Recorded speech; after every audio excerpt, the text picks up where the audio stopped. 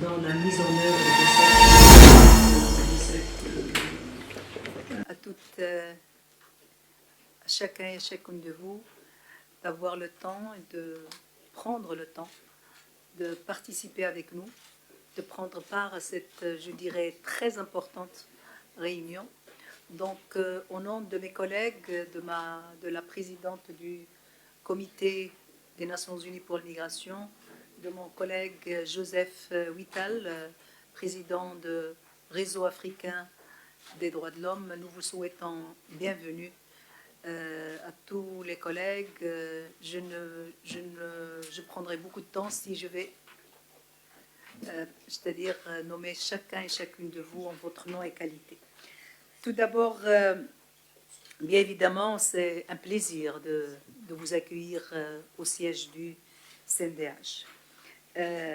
Sur cette rencontre que j'ai, je dirais, nommée et titrée symbolique et stratégique. Une rencontre symbolique et stratégique consacrée à l'observation générale 6 du Comité des Nations Unies. La table ronde d'aujourd'hui vise à établir des passerelles entre deux textes majeurs, la Convention internationale et le Pacte mondial pour des migrations sûres, ordonnées, régulières, adopté à Marrakech en 2018.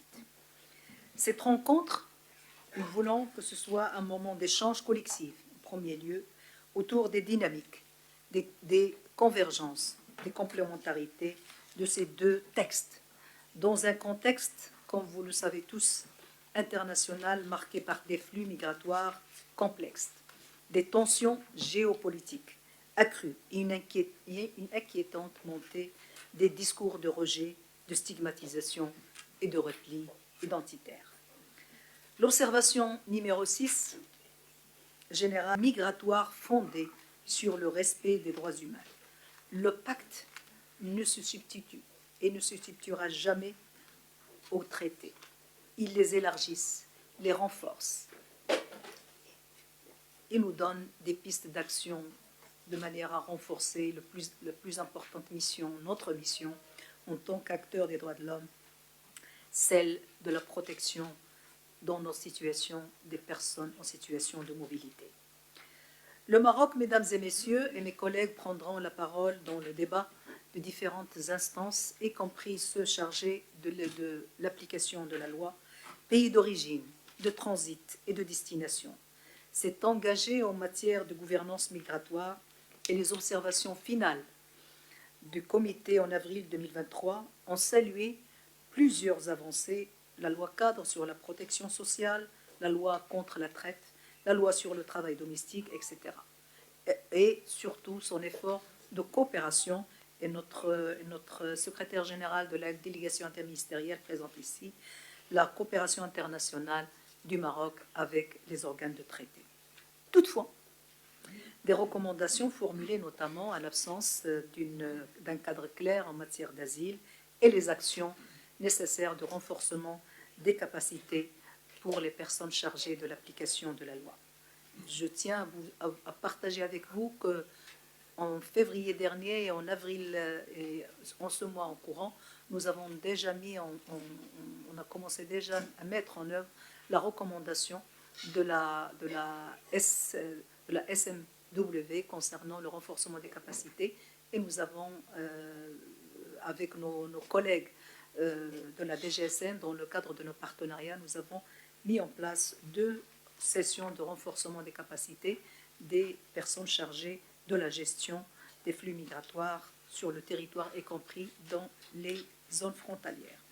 Donc, il est donc pour nous important d'assurer la cohérence entre normes, pratiques et de garantir des recours effectifs pour tous, sans distinction de statut. C'est dans ce contexte que l'observation générale 6 constitue un outil d'interprétation pour nous acteurs et d'action pour nous acteurs, les États, engageant les États à harmoniser leur politique publique avec les dispositions de la Convention. Il met également, cette observation 6, en exergue le rôle fondamental des institutions nationales, et c'est pour ça qu'on l'a approprié depuis 2022, et appelle les États à coopérer avec les institutions nationales, notamment dans l'élaboration des mécanismes de prévention du profilage racial et ethnique.